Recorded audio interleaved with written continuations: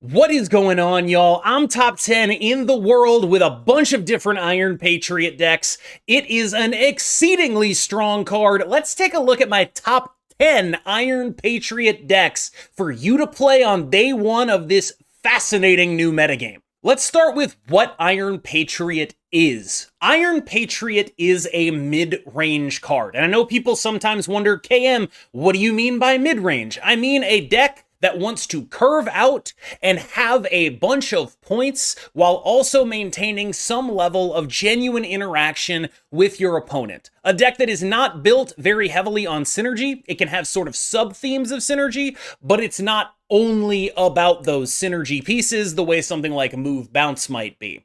This is a card that punishes your opponent for not being able to play well in the early game. This is a card that does a lot of unique and specifically strong stuff in a similar style to Arishem. As far as the actual text, it is a 2/3 that adds a 4, 5, or 6 cost card to your hand and then sets a condition.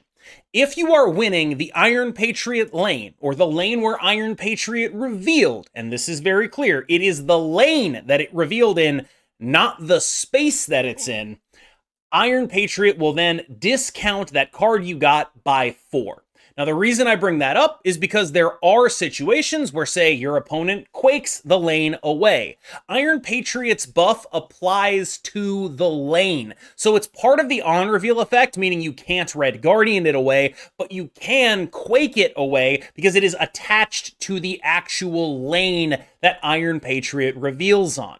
By the same token, if you play an Iron Patriot in Ant Maze and it moves, the location that you need to win is Ant Maze, not wherever Iron Patriot is. So with those basic play tips out of the way, I think we can get a little bit more in depth. This is a card that really wants to be played alongside other powerful cards in the early game. Cards like Negasonic, cards like Rocket and Groot, cards like Gladiator, cards like Hydra Bob. These are cards that are going to show up a lot.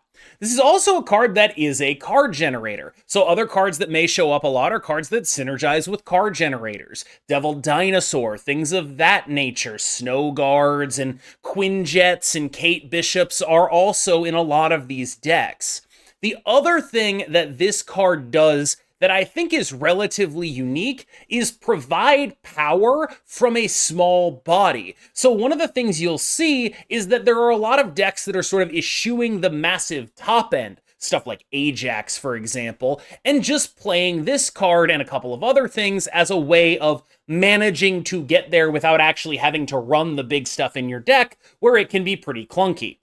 It also very reasonably goes with Wiccan. It actually seems to go with most of the 4-drop enabler type cards. Wiccan is an obvious one. You love a 2-drop that adds something to your hand. It's kind of your favorite thing in the world.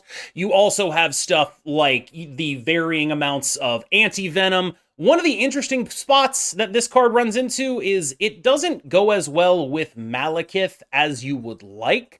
But mostly, a lot of decks that were playing Cable are now playing this, and it is a massive upgrade in those decks. And in addition, many decks that were playing other stuff at 2 are now willing to pivot towards working with this in order to pay off the massive power output that it can generate. This is a very strong card, and this is a very worth buying season pass. I'm going to get that out of there now. There is also additionally a Dakin variant on this season pass, meaning if you don't own Dakin, you will be able to pick up a Series 4 card on the season pass in addition to Iron Patriot, making this perhaps the single best value season pass that has ever existed.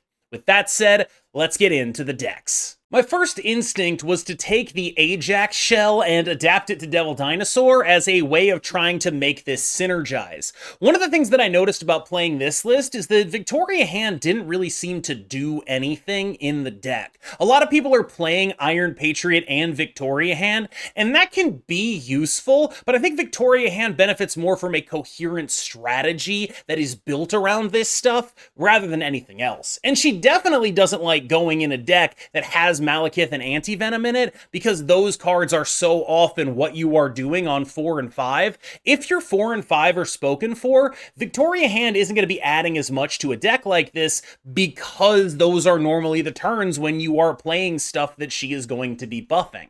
So for that reason, I can totally see this strategy tending to work out. The main thing that struck me about this, though, was that Malekith is more awkward with Iron Patriot than I thought. Iron Patriot really wants good tempo plays. Malekith really wants cards that you're happy to reveal at the end of the game. And while there is some overlap, like Malekith decks are happy with gladiators, stuff like that, it does sort of push against each other in a meaningful way. I'm not sure that I'm willing to say that this is not a thing that's going to be good. I think it just is very, very good. It's just straightforward and obviously good. It's a pile of good cards. How could it not be? But I do feel like there are some kinks to be ironed out with making Iron Patriot work in Malekith shells that looking at this list can be instructive for. This is obviously a strong deck. It does a lot of strong stuff. Is it the perfect deck for this? I think we'll have to wait and see. Revis modified this shell for what I can only describe as the Iron Patriot metagame. It feels as though most people are playing this card, and Iron Patriot decks tend to be extremely heavy on reveals, whether that be because they are leaning into card generation with cards like Kate Bishop, who is in every single one of them, Agent Coulson, all of that stuff. Gorr has become a premier threat in the game because of this. There are so many decks that are just going to fill the board up with on reveals. When you think about the strategy of like your average Quinjet Iron Patriot deck, it is to play 12 cards and most of them are going to be on reveals. And then you have a deck like this where most of your cards are on reveals and you can do a bunch of silly crap when you have a Gorr. So that means that, to me, Gorr has gotten a big boost from Iron Patriot existing because he is simply just enormous. It's not necessarily enough to overcome his general inflexibility, but I would expect to see a lot more Gorr in the coming days, and it's usually going to be paired with a 4-drop that can alleviate that inflexibility. In this case, we're doing the same Anti-Venom Malekith thing. Hopefully, we're going to be able to Malekith into a Mystique, or Anti-Venom into a Mystique, a Gorr, or a Devil Dinosaur.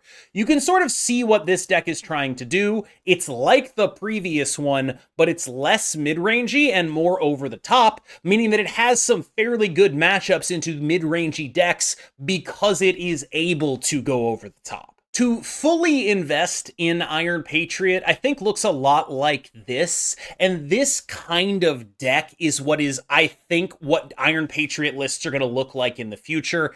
This is just too many amazing cards. All of these cards are amazing. All of these cards are extremely powerful. You're not over-invested in anything. Everything is good. You have the ability to do a ton of ridiculous snipey stuff with Daredevil and all of the crap you have, a bunch of power, a bunch of ability to cheat, a bunch of unpredictability. This is just kind of what I envision when I think of the future of Iron Patriot decks, where it's just a pure good cards. You are playing this card because it is good for absolutely no other reason, and then you're just literally running all of the guys that make Iron Patriot better. There's this overlap, of course. If you're able to take priority early, you have the ability to do things like Iron Patriot into Negasonic, which is completely disgusting. Negasonic does double duty because you also have Daredevil with Negasonic, which is a very powerful pairing. Honestly, the only card I would want to get in here that I currently don't see in here is Red Guardian, but I think you can probably just put him in for Rocket and Groot.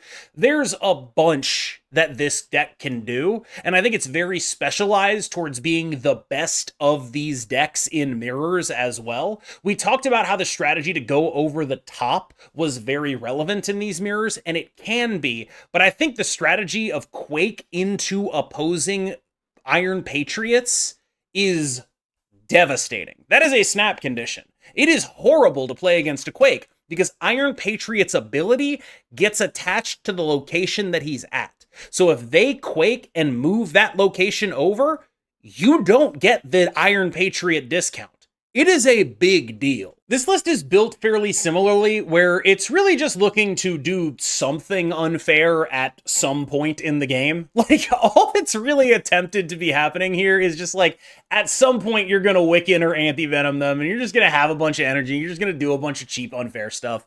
That's really all this deck is. It's like, alright, look, I don't even know what our endgame is going to be. We're going to randomly generate our endgame, but I will tell you that on the way to our endgame, we're cheating like 5 energy. Maybe more if we actually get the Iron Patriot to go off. It doesn't really matter what our endgame ends up being. We're going to do something stupid. And that's pretty much the premise here. You're going to be generating stuff with Valentina. You're going to be generating extra energy with Wiccan. You're going to be generating free cards with Anti-Venom. You have Luke Cage to fix the downsides on all of that stuff. It is just classically strong.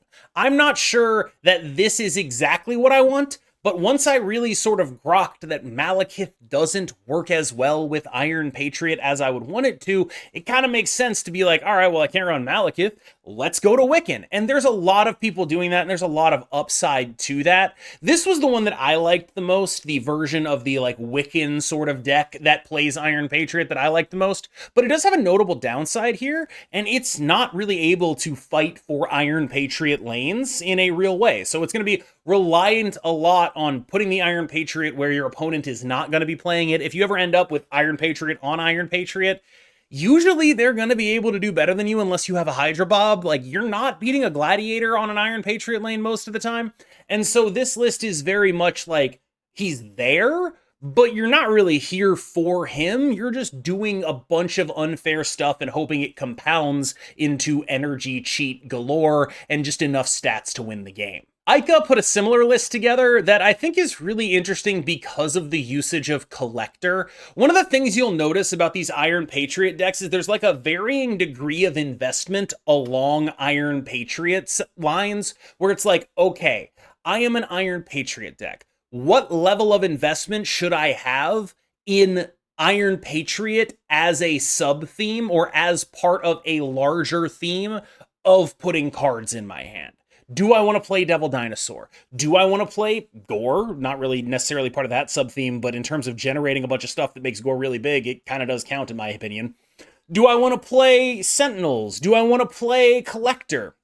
One of the things that bothered me the most about playing decks like this, though, was that sometimes you have hands where you need to play 1, 2, 3 in order to make your Wiccan happen, but it's like your 2 is Kate Bishop and your 3 is Agent Coulson and your 1 was Kitty Pryde and you're bricking a draw.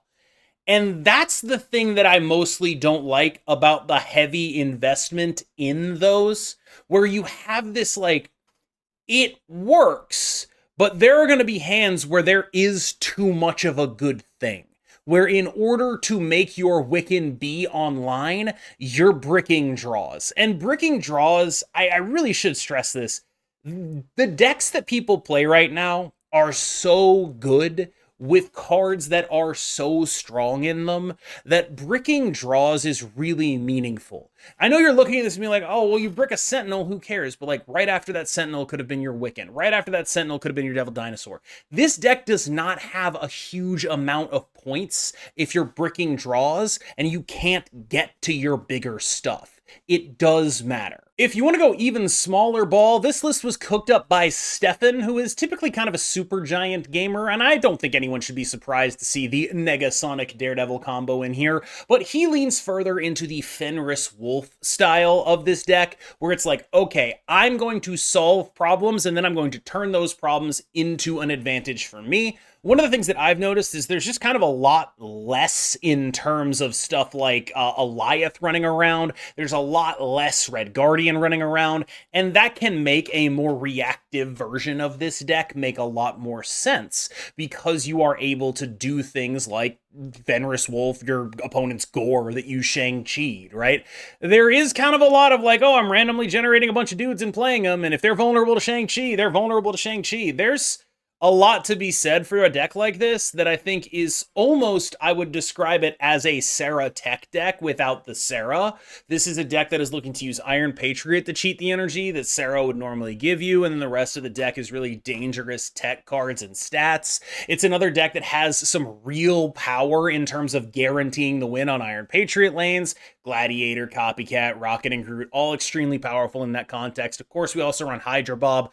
I do expect to get a lot of comments about Hydra Bob here. I'll address that towards the end, but suffice to say, a guy that cares about winning lanes early is obviously going to care about having a friggin' 1-5. Now we get to the disappointing part of this, which is I am fairly suspicious that after everyone has their fun with Iron Patriot, and everyone does all the cool stuff they want to do, and all of these decks investing in various degrees, they are what they are. I'm fairly suspicious that it's probably just going to become a staple mid-range 2. And that means this deck, which has zero synergy with it whatsoever, gets to just run it for shits and giggles. Why wouldn't you? It's probably better than Valentina. I don't know. Like, that's sort of where this guy is at, where it's just like, if you are able to pull it off and you're already running Hydra Bob, I can't think of a good reason not to run this guy as a 2. That's the ultimate thing that we sort of come down to here, where it's like, this guy is just flat out good, invested in him or no. And I think this deck demonstrates that, and the next deck we talk about is going to demonstrate it as well. Like, this is just Cable, but better, pretty consistently. Because the upside on this card is so massive if you're actually able to make it trigger. And you're going to be able to make it trigger enough of the time that it's just going to be better than almost every other competitive 2-drop, as long as you have even a semblance of a curve. This is not a deck that is good at being an Iron Patriot deck. I want to be super clear about that. It's just not. But it's a deck that can, you know, play Iron Patriot into Luke Cage, and if your opponent doesn't have an answer to that because you played it on a lane that their stuff isn't in, tough shit. It's a deck that can play Iron Patriot into 2-drop and Hydra Bob, and if your opponent doesn't have an answer for that, tough shit. And that is, I think, where Iron Patriot is fairly likely to end up settling long term. Yeah, I mean, I know. I didn't want to talk about it either. Yeah, Iron Patriot, very obviously great in RSM. Extremely good. It's a 2-drop that can give you a 4-drop. It's a 2-drop that you, as an RSM gamer, are very often able to get the discount on because you can play a 4-drop in that lane, and they can't. That's RSM. Sick. We were already running Cable, for God's sake. Basically, every deck that is running Cable is now running this, including RSM. Very straightforward, very, very clear. I'm genuinely sorry that I have to show you this, but I do think that in the interest of due diligence, it is important. Like, this is definitely a deck that wants it.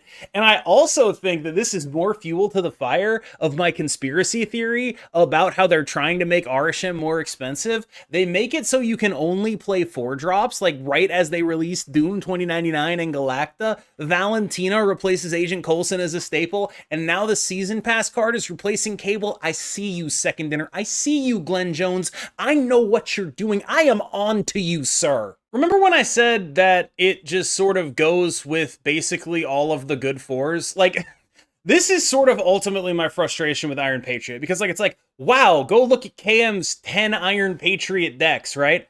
Every single one of them is just like a mid-range pile. Just a mishmash of like the same 20 cards mixed and matched in different ways. Like, that's ultimately what this card is kind of becoming, where it's like, this is just the mid-range guy. He's the guy that does the mid-range. He mids the range. He's the guy for that. And so, like, if you took, like, I bet if you took all 10 of these decks without, maybe not Arishem, but, like, if you took all 10 of these decks and you put every card in there, you probably would have maybe 30 total cards out of 10 decks. And it's like, that is partly because this card is so prescriptive in terms of it wants you to be curving out, right? Like, you can't really play this card in a world where you are not playing like 1, 2, 3. That's what this card is best at, right? But it's also because this card is adding so much juice to those mid-range decks that it's like, oh, you're going to be able to just like beat those decks on points. You're going to be able to beat combo decks on points now because of this crap. And it's like, oh, that's awkward, I think. I think that this is sort of the example here, because it's like, I have no idea, not a single clue, if this is the right way to build this deck. I have absolutely no idea. But the worst card in this entire deck is like Psylocke, who accelerates out 3 of the best 4-drops in the game. And so it's like, what are we actually giving up here? What are we, like, really, what are we actually giving up here? Like, the other thing I wanted to mention here is, you're going to see a pretty decent amount of Zabu here. You have not lived until you go, like, Zabu, Iron Patriot, Wiccan. Disgusting. Horrendous. One of the grossest things on Earth. And all of these decks have, like, a bunch of draws like that, basically, where it's just like, oh, okay, game's over, buddy. That's the kind of power that we're talking about here. Iron Patriot, I think, is undeniably a hit. And the only thing that makes me sad about him is how samey all of his decks seem to be. So, long story short, I did want to address the Hydra Bob thing. Bluntly, I'm sorry, there's nothing I can do about it. I hope they nerf him soon so I don't have to play him in every single deck. The card is too good with Iron Patriot to play these decks without him. He is just... You are a deck that cares a lot about winning lanes on turn 3, right? That means that not only do you care about having stats in those lanes on turn 3, you care about the ability to move out of those lanes because you are likely going to overcommit to them. Hydra Bob, as a 1/5, you would play anyway. You are also getting a card that you can snap out of the lane later. It's gross. It's just too good with this card. And so when people in the comments get mad at me about this, please link them this part of the video. I consider my job to shoot you straight. I'm not going to sit here and tell you that a lot of these decks are going to be playable with stuff that isn't Hydra Bob. He's just too good at what he does with this card, fundamentally. I personally hope they nuke him into the next life, because I am so sick of this 1/5 guy going in every freaking deck.